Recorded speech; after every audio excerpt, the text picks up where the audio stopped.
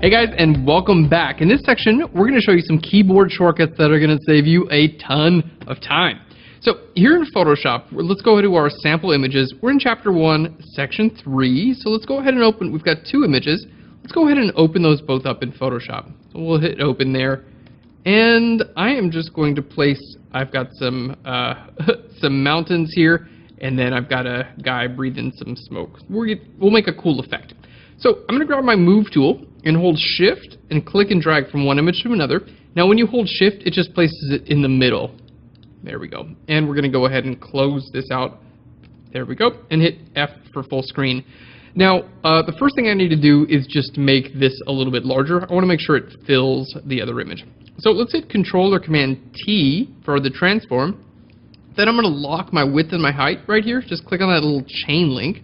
And we're just going to scroll over, okay, until our image pretty much fills it up, and hit enter there. All right, and we'll bring it right about there. So the first keyboard shortcuts we're going to take a look at are for opacity and fill. Now we want to make sure we're changing the opacity and fill of the layer that we're on, because you can also change opacity and fill of some tools. So if you want to make sure you're selecting the layer first, hit V for your Move tool. So that's always going to be the first thing you hit is V, brings up your Move tool, and that's just going to default to make any keyboard shortcut changes you make. You can't change the opacity of the Move tool, right? So that's why it defaults it to the layer. So the first thing we're going to hit is V. So let's go ahead and hit that. So V, and that will bring you to your Move tool right there. And then to change your opacity, all it is 1 through 0 on the top of your keyboard. So if I hit 2, for instance, my opacity goes to 20%. If I hit 5, my opacity goes to 50%. 8 goes to 80%. Now you can hit two numbers back to back, and it's going to change it to that. So for instance, if I hit 4, 5, it's going to change my opacity to 45%. So this is just a really quick way to see how your image looks without going up there and changing that little slider. So 0 is going to change your opacity to 100, and if you hit 0, 0, it changes your opacity to 0. Okay, so 1, 10, 5, 50, 0 is 100, and 0, 0 is opacity of 0. Okay, now for fill, all you have to do is hold down Shift and hit the same numbers. So if I hold Shift and hit 2, you can see my fill, and you can always look at it right here. You can see the fill goes to 20%, Shift 7, fill goes to 70%, Shift 0, my fill goes back to 100%. So really quick way this will work on any layer in Photoshop. It's just a very nice way to change your opacity and fill super quickly.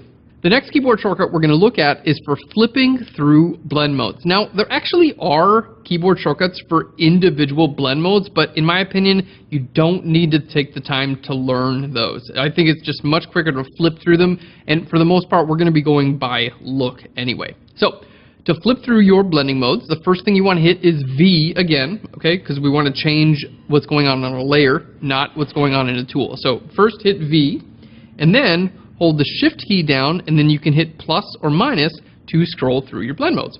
So let's hold Shift down, and here we go. I can hit the plus key, and you're seeing, basically we're just going to scroll through our blend modes. And again, most of what I do with my blend modes is based on just what's going on visually. So if something looks pretty good, like I'm right at here, screen looks pretty good, maybe I want to make it a little bit less visible, so let's just hit the number 6, which is going to bring my opacity to 60%, and there we go. It's kind of like an interesting effect.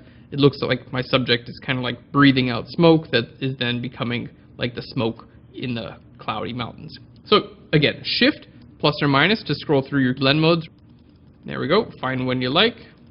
And then if you like it, you can always change your opacity with 1 through 0 on your keyboard. So these keyboard shortcuts should save you a ton of time.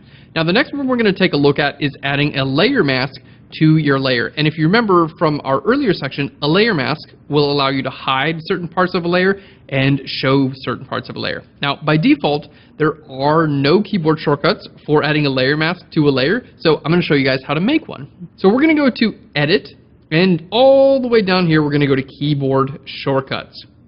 There we go. Now, you can actually create your own keyboard shortcuts for anything in Photoshop, which is super cool. Now, we're going to go to Layer, and we're going to scroll right down here until we see Layer Mask, and we see Reveal All, which just makes a white layer mask. Now, I'm just going to delete this one. Okay, so this is probably what yours looks like right now. There's nothing there to start with. So here you see application, menu, command, and shortcut. Just click over right here under shortcut, and you can enter in your own keyboard shortcut, which is cool. Now the one I use, which is not already taken up, is Shift Option Command M. Okay, or if you're on a PC, you can use Shift Alt Control M. M for mask. For me, it just makes sense. Of course, you can choose whatever works for you. Now, once you hit that, it's going to say, okay, it plugs it in, and you can just hit OK. If by chance you do enter in a command where like it's already taken by another command, you can ask it, hey, do you want to just replace this command? Like for instance, if I just type in Command M, okay, it's going to say Command M is already used and will be removed from image adjustments and curves.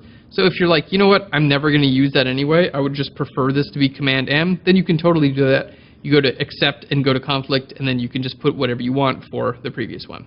But the one that I like, because it's not already taken up, is Shift Option Command M, and then we just hit OK.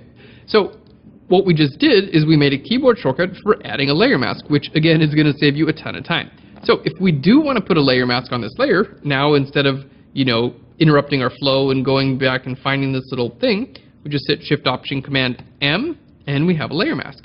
Now, if you want to invert your layer mask, basically go from white to black, or black to white, hit Control or Command I, and that's going to invert your layer mask. So, again, a white layer mask, totally visible. A black layer mask is going to be totally invisible. So let's go ahead and change this back to completely normal and opacity at 100%. And we'll see, okay, first thing we want to do is select our layer, hit V for the move tool, and then let's change some blending modes. So let's hit Shift and then plus a few times. Hit just the number 5, we'll change your opacity. In this case, Shift Option Command M will add a layer mask, and then you can just mask away part of it if you want, just making it temporarily invisible. And there we go. We have basically that same effect there. So these keyboard shortcuts should save you a ton of time, and basically we get all the effects of blending done really quickly on our keyboard. Okay guys, we'll see you in our next video where we're going to show you the most commonly used blend modes.